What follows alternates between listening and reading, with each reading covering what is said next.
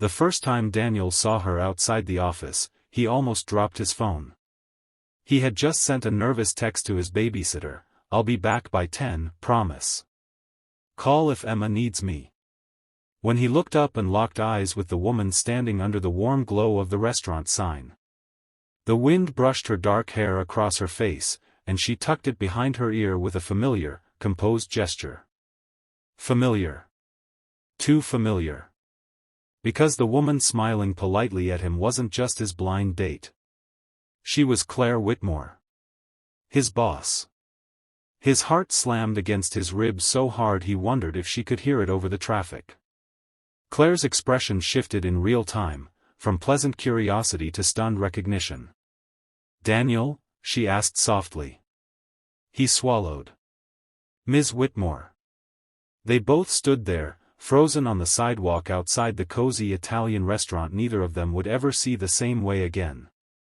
Daniel had almost cancelled the date 3 times that afternoon. As a single father to a 6-year-old daughter, Emma, he rarely did anything spontaneous. His world revolved around packing lunches, bedtime stories, laundry cycles, and making sure Emma never felt the absence of her mother too deeply. Her mother had left 3 years ago. No long goodbye. No real explanation. Just a note and silence. Since then, Daniel had become both parents. He braided messy pigtails, badly, learned how to remove glitter glue from carpets, impossible, and mastered the art of cooking dinosaur-shaped pancakes. But he had stopped living for himself. So when his sister secretly created a dating profile for him, he was furious, at first. Then one evening, after Emma fell asleep clutching her stuffed rabbit, Daniel stared at the blank wall of his quiet apartment and realized how lonely it had become. The woman he matched with seemed kind. Intelligent. Private. They had agreed not to share last names or workplaces until they felt comfortable. And now here she was. Claire Whitmore. CEO of Whitmore Tech Solutions. The woman who had hired him 2 years ago when he desperately needed a second chance after being laid off. The woman known for her sharp mind, flawless presentations, and strict professional boundaries. His boss. For a moment, Daniel considered running. But Claire surprised him. She laughed. Not the polished, boardroom laugh he was used to hearing. A real one. Breathless. Slightly disbelieving. "Well," she said, "this is awkward." "Yes," Daniel agreed. They stood there another second, both weighing the risk. Office gossip. Professional consequences. The power imbalance. "I completely understand if you want to leave," Claire said gently. "We can pretend this never happened." Daniel thought of Emma. Of how he always told her to be brave on her first day of school. Of how he said, sometimes scary things turn out to be good things. He took a steadying breath. Or, he said, we could have dinner. As 2 people. Not as boss and employee.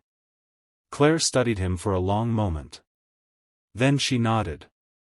"Dinner," she agreed. Inside the restaurant, the tension slowly melted into something warmer. Without the glass walls of the corporate office, Claire felt different. Softer. She talked about her late father, who built the company from nothing. About the pressure she carried to protect his legacy. About how lonely leadership could be. Daniel listened, not as an employee trying to impress her, but as a man seeing the human behind the title. When it was his turn, he told her about Emma. He expected pity. Instead, he found admiration in Claire's eyes. "You've built a whole world around your daughter," she said quietly. "That's extraordinary." He shook his head. "It's just what parents do." "Not always," she replied. There was something in her voice that hinted at her own childhood, something unsaid. By the time dessert arrived, they had laughed more than either of them expected.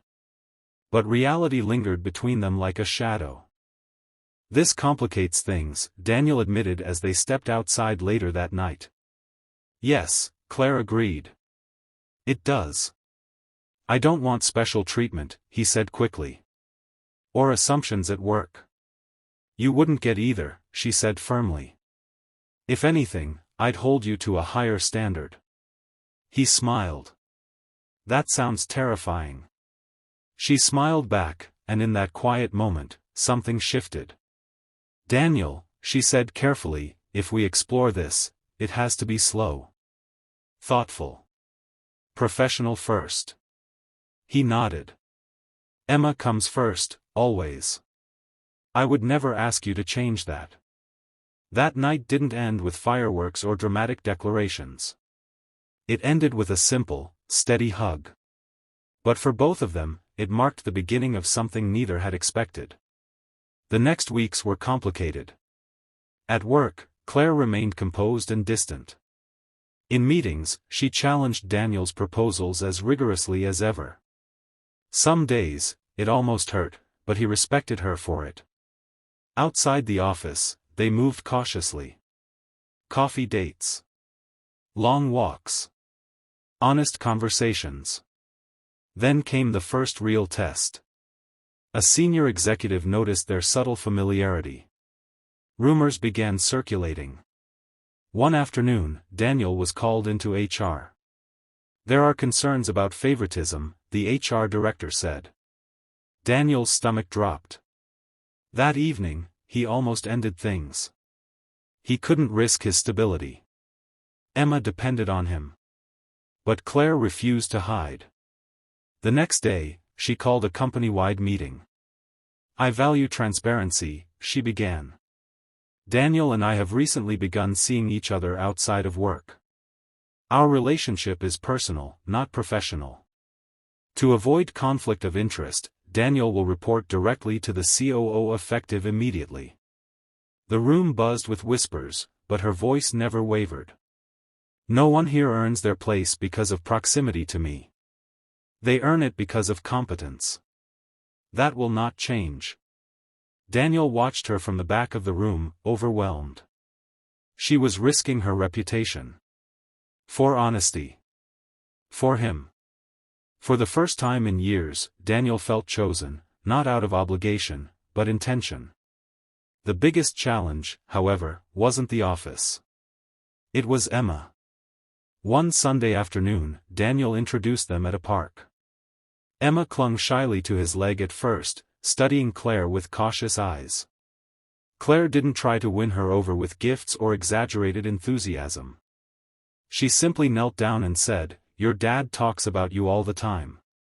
I think you must be very special." Emma blinked. He does. All the time. That was the beginning. Weeks later, Emma insisted Claire join them for movie night. Then came bedtime stories, Claire doing silly voices that made Emma giggle uncontrollably. One evening, after Emma had fallen asleep, Daniel stood in the doorway watching Claire gently tuck the blanket around her. He felt something settle inside his chest. Hope. You're good at this, he whispered. Claire looked up, eyes shining. I never thought I'd get the chance. In that quiet confession, Daniel understood. Claire hadn't just been building a company. She had been building walls. And somehow, that blind date had cracked them open. Months passed. The whispers at work faded. Daniel thrived in his new reporting structure. Claire proved, again and again, that professionalism and love didn't have to destroy each other, they just required courage and boundaries. On the anniversary of their first disastrous, miraculous date, Daniel took Claire back to the same restaurant. This time, he said with a grin, I know your last name. She laughed. Halfway through dinner, he grew serious. That night changed everything, he said softly. Not because you're my boss. But because you reminded me I'm more than just survival mode. I can be a father, and still deserve love. Claire reached across the table and squeezed his hand. You reminded me that leadership doesn't mean isolation, she replied. It means choosing the right people to stand beside you. Outside, under the same warm restaurant lights, Daniel got down on one knee. Not because it was dramatic, but because it felt right. Emma would later call it the best surprise ever. Their story wasn't perfect. They still navigated challenges. They still had hard conversations. But they faced them as partners, equal, intentional, honest. And that night, the night a single dad almost ran from a blind date, became the moment two lonely lives changed direction. Sometimes life doesn't give you a fair warning. Sometimes it places your future in front of you under a flickering restaurant sign and waits to see if you're brave enough to stay. Daniel stayed. And in staying, he found not just love, but a family rebuilt, stronger than before. Because love isn't about perfect timing. It's about showing up, even when it's complicated. Especially when it's complicated.